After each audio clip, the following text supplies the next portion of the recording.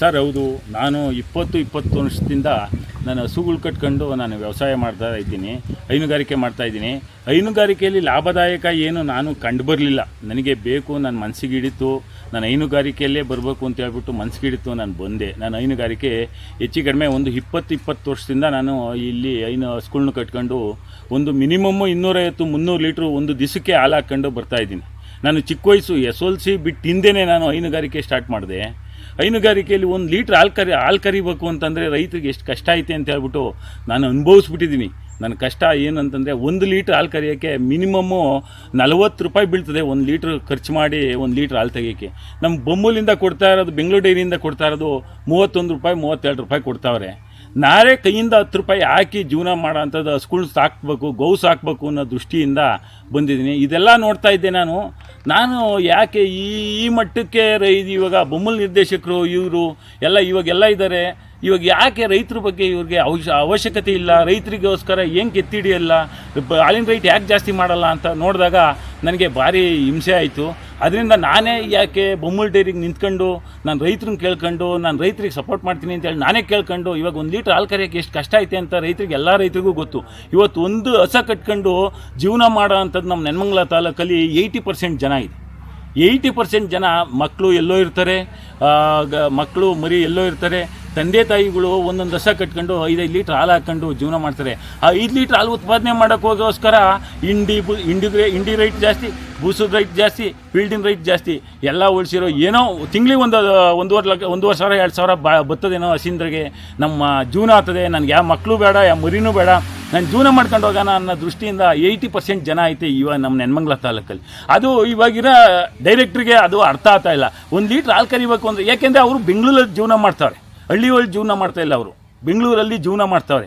ಅವ್ರಿಗೇನು ಗೊತ್ತು ಹಸಿನಾಗ ಹಾಲು ಕರೆದು 1 ಲೀಟ್ರ್ ಹಾಲು ಕರಿಬೇಕು ಅಂದರೆ ಎಷ್ಟು ಖರ್ಚು ಬರ್ತದೆ, ಎಷ್ಟು ಕಷ್ಟ ಐತೆ, ಎಷ್ಟು ಸಗಣಿ ಎತ್ತಬೇಕು, ಆ ಸಗಣಿ ಮೇವೆಲ್ಲಿ ಹೊಂಚಬೇಕು, ಈ ಬರಗಾಲದಲ್ಲಿ ಮೇವೆಲ್ಲಿ ಹೊಂಚಬೇಕು ಅನ್ನೋದು ಅವ್ರಿಗೆ ಯಾರಿಗೂ ಗೊತ್ತಿಲ್ಲ. ಅದಕ್ಕೋಸ್ಕರ ನಾನೇನು ಮಾಡಿದೆ, ನಾನು ಇದೇ ದೃಷ್ಟಿಯಿಂದ ನಾನು ಬೆಂಗಳೂರು ಡೈರಿಗೆ ಹೋಗಿ ನಾನು ರೈತರಿಗೆ ಸಹಾಯ ಮಾಡಲೇಬೇಕು, ಒಳ್ಳೆ ರೈಟು ತಂದು ರೈತರಿಗೆ ಕೊಡಲೇಬೇಕು ಅನ್ನೋ ದೃಷ್ಟಿಯಿಂದ ನಾನು ಬೆಂಗಳೂರು ಡೈರಿಗೆ ಆಕಾಂಕ್ಷೆಯಾಗಿ ಮಾಡೋಣ ಅಂತ ನಿಶ್ಚಯ ಮಾಡಿದ್ದೀನಿ. ನಾನು ಬೆಂಗಳೂರು ಡೈರಿಗೆ ಹೋಗಿ ನಾನು ರೈತರಿಗೆ ಆದಷ್ಟು ನಾನು ಮಿನಿಮಮ್ 45-50 ರೂಪಾಯಿ ರೈಟ್ ಮಾಡಿಸ್ಲೇಬೇಕು ನಾನು ಕುಂತ್ಕೊಂಡು ಕಮಿಟಿ ಒಳಗೆ ಅಂತ ಹೇಳ್ಬಿಟ್ಟು ನಾನು ಈ ಸಾರಿ ಬೆಂಗಳೂರು ಡೈರಿಗೆ ಆಕಾಂಕ್ಷೆ ಆಗಿದ್ದೀನಿ. ಬೆಂಗಳೂರು ಡೈರಿ ನಿರ್ದೇಶಕ ನೆಲಮಂಗಲ ತಾಲೂಕಿಂದ ನಾನು ಹೆಚ್ಚು ಕಡಿಮೆ 30-35 ಹಸ ಇದ್ದಾವೆ. ನಂದು ಇವತ್ತು ಒಂದು 250-300 ಲೀಟ್ರ್ ಹಾಲು ಹೋಗ್ತದೆ. ನಮ್ಮದು ಬಡಹಳ್ಳಿ, 30-32 ಮನೆ ಐತೆ ನಮ್ಮೂರಲ್ಲಿ ಪ್ರತಿಯೊಬ್ಬರು 1 ಹಸ 2 ಹಸ ಕಟ್ಕೊಂಡು ಹಾಲು ಹಾಕ್ತಾಯಿದ್ರೆ.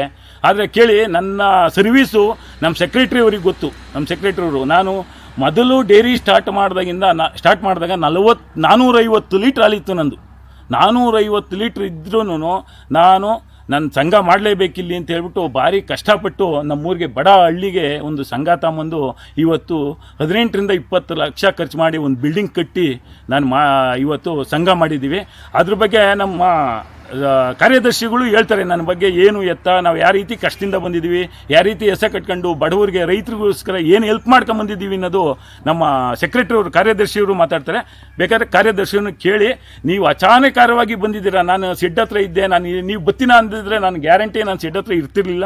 ನಾನು ಯಾಕೆ ಶೋ ಕೊಡೋಕ್ಕೆ ನಾನು ತಯಾರಿಲ್ಲ. ನಾನು ಬಡ ರೈತನ ಮಗ. ನಾನು 14 ವರ್ಷ SLC ಬಿಟ್ಟು ಹಿಂದೆಯೇ ನಾನು ಸ್ಕೂಲ್ ಕಟ್ಕೊಂಡೆ. 1 ಹಸಿನಿಂದ ಇವತ್ತು 45 ಹಸ ಮಾಡಿದ್ದೀನಿ. 45 ಹಸ ಮಾಡಿ ನಾನು ಇವತ್ತು 300-350 ಲೀಟ್ರ್ ಹಾಲು ಹಾಕ್ತಾಯಿದ್ದೀನಿ. ದಯಮಾಡಿ ರೈತರು ನಾನು ಕೇಳ್ಕೊಳ್ಳೋದಿಷ್ಟೇ, ನಾನು ನಿಮಗೆ ಸೇವೆ ಮಾಡಲೇಬೇಕು ಅನ್ನೋ ನಿಷ್ಠೆಯಿಂದ ಇವಾಗ ಈ ಬೆಂಗಳೂರು ಡೈರಿ ಏನು ಎಲೆಕ್ಷನ್ ಆಯಿತೋ ಅದಕ್ಕೆ ನಿಂತು ನಾನು 45 ರೂಪಾಯಿ ಲೀಟ್ರ್, 1 ಲೀಟ್ರಿಗೆ 45 ರೂಪಾಯಿ ಅಂತೆ ನಾನು ತರಲೇಬೇಕು, ನಿಶ್ಚಯ ಮಾಡಲೇಬೇಕು, ರೈತರಿಗೆ ಕೊಡಿಸ್ಲೇಬೇಕು ಅಂತ ನಿಶ್ಚಯ ಮಾಡಿದ್ದೀನಿ. ಅದರಿಂದ ನಾನು ಕೈ ಮುಗಿದು ಕೇಳ್ಕೊತೀನಿ, ನಾವು ಎಲ್ಲರಿಗೂ ಅಷ್ಟೇ, ನನ್ನನ್ನು ಒಂದು ಮತವನ್ನು ಹಾಕಿ ಜಯಶೀಲನಾಗಿ ಮಾಡಬೇಕು. ನಾನು ಬೆಂಗಳೂರು ಡೈರಿ ಬರ್ತೀನಿ, ನಿಮ್ಮ ಕಷ್ಟ ಸುಖಕ್ಕೆ ನಾನು 24 ಅವರ್ ನಿಮ್ಮ ಕಷ್ಟ ಸುಖಕ್ಕೆ ಇರ್ತೀನಿ. ಎಲ್ಲ ಅರ್ಥ ಮಾಡ್ಕೊಂಡಿದ್ದಾರೆ ಇವಾಗ. ಯಾರಿಗೆ ಕೊಟ್ಟರೆ ಹೆಂಗೆ, ರೈತರ ಮಗ ಯಾರು, ಬಿಗ್ನೆಸ್ ದಾರ ಯಾರು ಅನ್ನೋದು ಎಲ್ಲ ಜನಕ್ಕೆ ಅರ್ಥ ಆಗಿದೆ ಆಲ್ರೆಡಿ. ನಾನು ಹೆಚ್ಚು ಕಡಿಮೆ ಒಂದು 140-145 ಸೊಸೈಟಿ ತಿರ್ಕೊಂಬಂದಿದ್ದೀನಿ. ಜನ ಎಲ್ಲ ನನ್ನ ಪರ ಇದ್ದಾರೆ.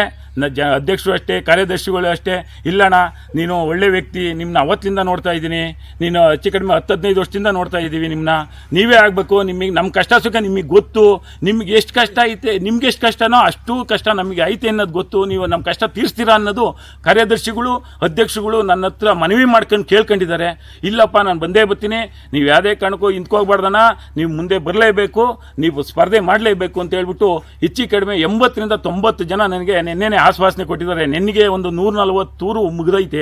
ಅಧ್ಯಕ್ಷರನ್ನ ಕಾರ್ಯದರ್ಶಿಗಳು ಭಾರಿ ಒಲವು ತೋರಿಸ್ತಾವ್ರು ನನಗೆ. ಇಲ್ಲಣ್ಣ ಅದೇನು ಮಾಡ್ತೀರೋ ಗೊತ್ತಿಲ್ಲ, ನಮ್ಮ ಅಧ್ಯಕ್ಷರು ಕೈ ಕಾಲು ಹಿಡಿದಾದ್ರೂ ನಿಮ್ಗೆ ಓಟ್ ಹಾಕಿಸ್ತೀವಿ, ನೀವು ಬರಲೇಬೇಕಣ್ಣ, ನೀವು ಯಾವುದೇ ಕಾರಣಕ್ಕೂ ಇಂತ್ಕೋಗ್ಬಾರ್ದು, ಬೇರೆಯವರೆಲ್ಲ ಆಹೋಪೋಹ ಎಬ್ಬಿಸ್ತವ್ರೆ, ಇಲ್ಲ ನೀವು ಇಂತ್ಕೊಳ್ತೀರಂತೆ ಯಾಕಣ ಅಂತ ಕೇಳ್ತಾವ್ರೆ. ನಾನು ಒಂದೇ ಮಾತು ಹೇಳಿದ್ದೀನಿ, ನಾನು ಸ್ಪರ್ಧೆ ಮಾಡೋದು ಖಚಿತ, ನಾನು ನಿಲ್ಲೋದು ಖಚಿತ, ನಾನು ಗೆದೆಯೋದು ಖಚಿತ ಅಂತ ನನಗೆ ಆಶೀರ್ವಾದ ಮಾಡೇ ಮಾಡ್ತಾರೆ ನಮ್ಮ ರೈತರುಗಳು ಅಂತ ನಾನು ನಂಬಿದ್ದೀನಿ.